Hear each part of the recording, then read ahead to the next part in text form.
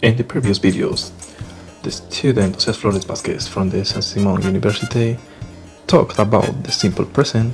Use the simple present when we talk about facts, routines, even if we do this once in a month, for example. Also, we use the simple present when we talk about something that is scheduled or a sequence of events. The present continuous It's a tense used when we talk an action that is happening in this moment. Also, we use this tense when we talk about other situations, like an action that is happening in a period of time, an action that is prearranged in the future. It could be a near or far future, a temporary state, situation, and repeated behavior. and auxiliary verbs. Verbs that have its own meaning, but when we use this verb and auxiliary, we can get other meaning, other sentences. Main auxiliary verbs are the verb to be, to have, and to do. Where he mentioned how conjugate them. Also, the groups and the structure. If you didn't watch this video, run and watch them before to watch this. Because today, José will explain about the simple past.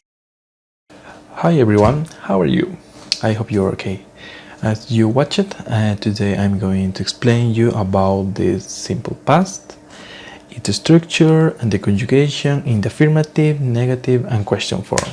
First of all, the use. Well, we use the simple past to talk about finished actions.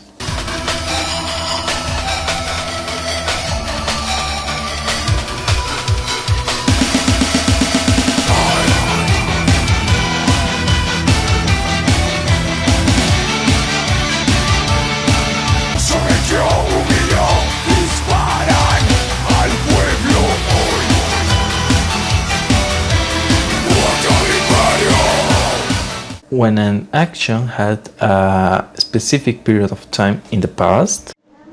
Frodo Baggins had the Ring of Power for 17 years. Well, in the books.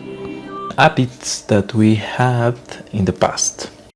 When I was younger, I went to animus events all the time. And facts in the past, obviously. Johann Sebastian Bach was one of the most famous classical music composers. Now, talking about the structure, the positive part is in the conjugation. We use the same structure for all the subjects. This is it. But the evil side is, as you know, exist two groups of verbs, the regular and the irregular verbs. In general, the regular verbs we will add ed at the end, but with the irregular verbs we don't have any rule. So what do we need to do? No. Oh my god! Oh my god! No! Yes, memorize them. In general, we add ed at the end of the verb, but if this verb in base form ends in e, we just add d at the end.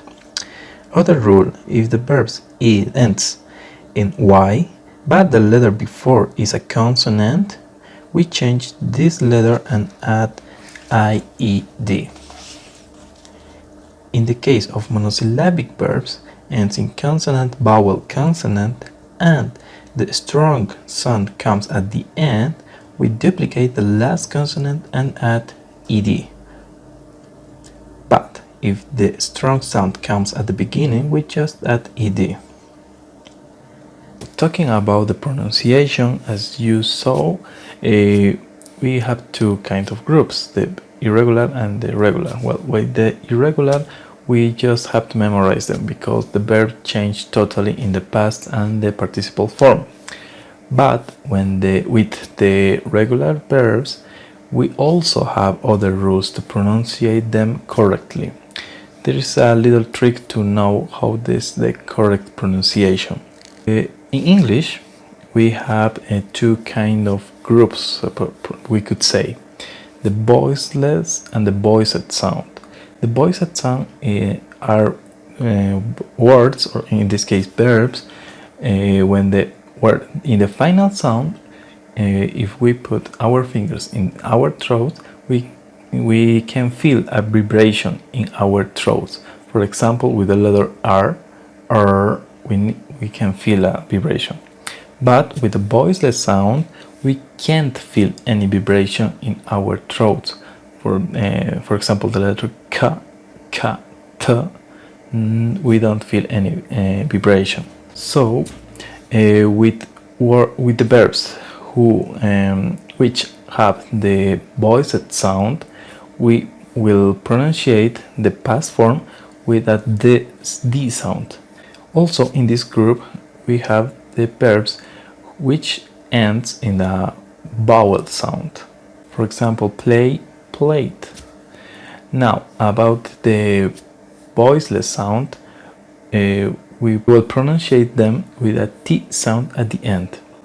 For example, work, worked.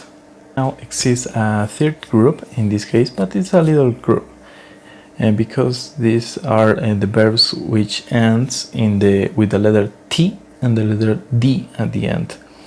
In this case, we will pronunciate them at the end like a ed sound. Need, needed, for example. In the negative form, we will use the auxiliary do, but in the simple past.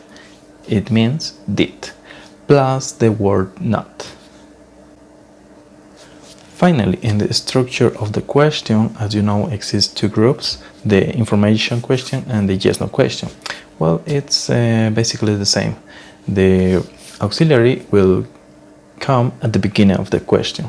I know it's a lot of information, but I know that you can understand this. I believe in you. Well, unfortunately, this is the end of the video. I hope you liked this lesson. If you have any doubt, please let me know below in the comments. Don't forget to leave your like and subscribe. See you soon. Bye bye.